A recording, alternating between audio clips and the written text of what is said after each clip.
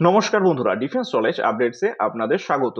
তো বন্ধুরা, বিশ্বের অন্যতম গুরুত্বপূর্ণ সামরিক পথ হচ্ছে হরমুজ প্রণালী এবং সেখানে ফের উত্তেজনা শুরু হয়েছে।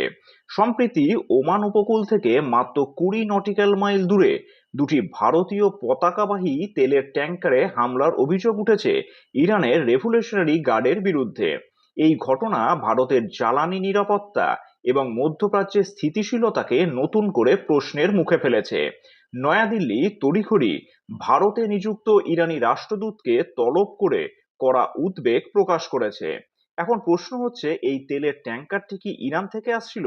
তাহলে দেখুন, এর উত্তর হচ্ছে না।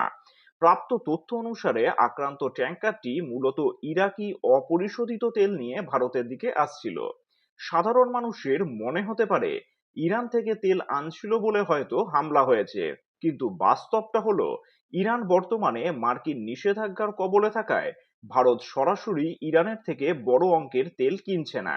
ওই সময় হরমুজ প্রণালী দিয়ে জাহাজ চলাচল নিয়ে ইরান এবং আমেরিকার মধ্যে উত্তেজনা চলছিল।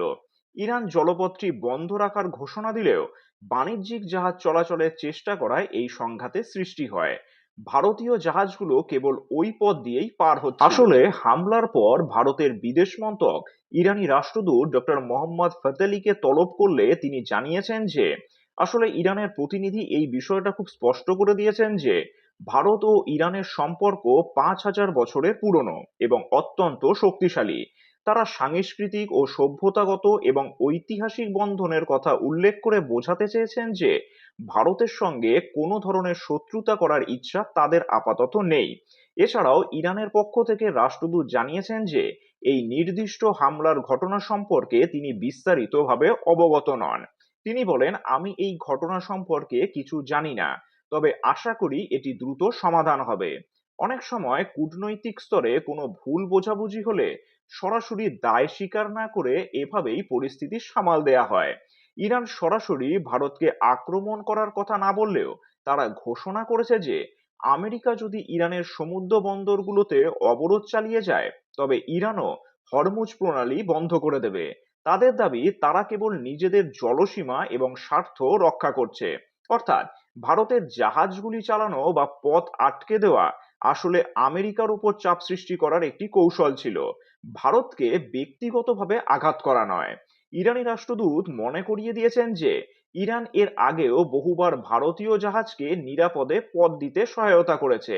তারা শান্তির পক্ষে এবং যুদ্ধের বিরুদ্ধে। এখন প্রশ্ন হচ্ছে, এই হামলা ভারত ইরান দীর্ঘমেয়াদী বন্ধুত্বের জন্য একটি বড় ধাক্কা হতে পারে কি? তাহলে দেখুন, ভারত ও ইরান ঐতিহ্যগতভাবে মিত্র।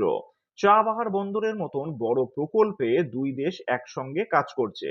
কিন্তু ভারতীয় জাহাজে গুলি চালানোর ঘটনা নয়াদিল্লির জন্য অত্যন্ত উদ্বেগের। ভারত কখনোই তার বাণিজ্যিক জাহাজের উপর হামলা বরদাস্ত করবে না। এই ঘটনার ফলে ভারতের বিদেশ মন্ত্রক কঠোর অবস্থান নিতে বাধ্য হয়েছে, যা দ্বিপাক্ষিক সম্পর্কে সাময়িক শীতলতা আনতে পারে। এছাড়াও হরমুজ প্রণালী বিশ্বের তেলের বাণিজ্যের লাইফলাইন বলা হয়। এই এলাকায় অস্থিরতার প্রভাব হবে কিন্তু সুদূর প্রসারী। আসলে বিশ্বের মোট তেলের প্রায় 20% এই পথ দিয়ে যায়। এখানে যে কোনো সামরিক সংঘাত বিশ্বজুড়ে জ্বালানি তেলের দাম বাড়িয়ে দিতে পারে, যার প্রভাব ভারতের অর্থনীতিতেও পড়বে। আমেরিকা ইরানের ওপর নিষেধাজ্ঞা জারি করে জলপথ অবরোধ করতে চায়, আর ইরান পাল্টা শক্তি প্রদর্শন করছে। ভারত এই দুই শক্তির মাঝখানে পড়ে নিজের স্বার্থ রক্ষা করার চ্যালেঞ্জের মুখে পড়েছে।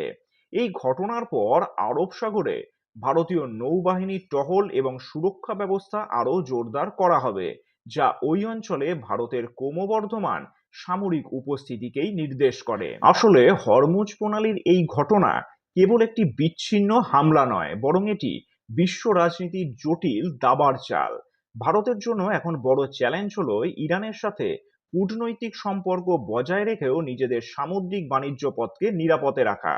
এই বিষয়ে আপনাদের কি মতামত তা নিচে অবশ্যই কমেন্ট করে জানাবেন, আর চ্যানেলটি ভালো লাগলে অবশ্যই লাইক, শেয়ার ও সাবস্ক্রাইব করে দেবেন। ধন্যবাদ।